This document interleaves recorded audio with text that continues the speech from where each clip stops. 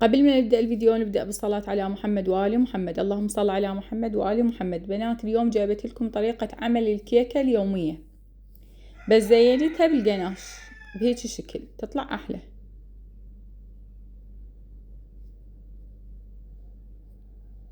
عندي هنا المقادير. عندي البيضتين، حبتين بيض، أفصل الصفار عن البياض بهالشكل، وأضيف 3/4 الكوب شكر، ونص كوب حليب باودر، وكوب مي، ونص كوب زيت، وملعقة صغيرة فانيلا سائلة، وملعقة كبيرة نكهة البرتقال، وأخلط المكونات. بنات نكهة البرتقال كلش طيبة بالكيك، دائما استخدموه. عندي هنا 2 كوب طحين، وملعقتين نشا، وملعقة صغيرة فانيلا باودر، ملعقة كبيرة بيكنج باودر، وأخلط المكونات إلى أن تكتلات تروح وتختفي بعد الطحين ما يبين بالخليط. هسه ابتدي اسوي بياض البيض. عندي هنا بياض البيض اخلي عليه رشة ملح. بنات قلنا بخليط الكيك خلينا 3/4 الكوب شكر، هنا راح اخلي ربع كوب شكر، طبعا هو بالتصوير ما راح يبين، بس تضيفوا ربع كوب شكر ويا البياض. هسه هنا انا كملت بياض البيض، اخليه على خليط الكيك بهالشكل، وابتدي اقلب بيه بالهدوء حتى الهواء ما يطلع من عنده،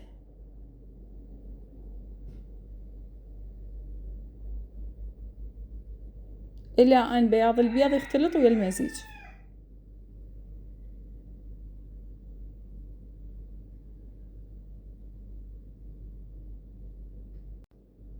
ادهن القالب بشوية زيت وشوية طحين بهالشكل، اتأكد القالب اندهن كلش زين.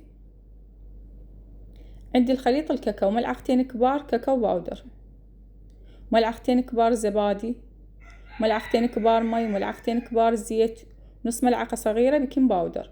اخلط المكونات بهالشكل، واخلي نص الخليط مالت الكيك فوقه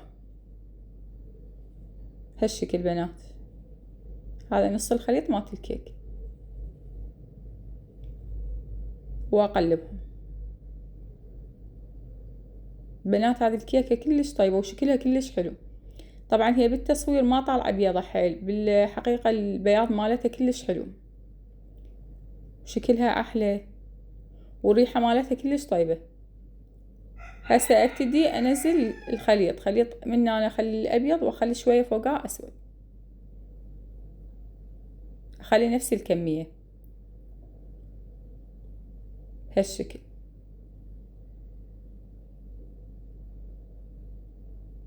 هسه انزل منها شوية ومنها شوية الى ان الخليط يخلص. بنات انا هسه مشغلة الفرن درجة حرارة 180 200 من فوق ومن تحت، كل من والفرن مالتها، يعني كل وحدة تعرف شلون تستوي الكيكاية. قبل لا ابلش بالكيكاية انا شغلة الفرن حتى الكيكة تنفش من تخلوها بالفرن. هسه خليتها بهالشكل، انتظر تقريبا ساعة الى ان تستوي. بنات كل من والفرن مالتها تدخلون بيها عود اسنان تتأكدون من الكيكة استوت لو لا. عندي هنا القناش نفس كمية النستلة تخلون قشطة بهالشكل، اذوبهن على النار او بالفرن. ورا ما تكملون الكيكاية خلوه بالفرن، هو راح يذوب بهالشكل. انزله على الكيكة وابتدي ازين الكيكة بهالشكل، انزل الخليط على كل الجوانب. هسه ابتدي ازين الكيكة من فوق. هذه نستلة بيضة خففتها بشوية زيت.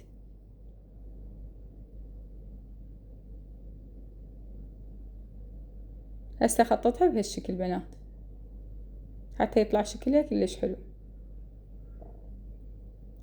وادخلها بالثلاجة تبرد الى ان تصق زين. انا طبعا ما خليتها تبرد كلش، وطلعتها وقطعتها قدامكم، فانتوا خلوها تبرد اكثر حتى بالتقطيع تطلع احلى بهالشكل. بنات بعد شكلها شلون حلو من جوا. هذا طبعا الوصفة طلبتها من عند بنية، قالت نريد الكيكة اليومية،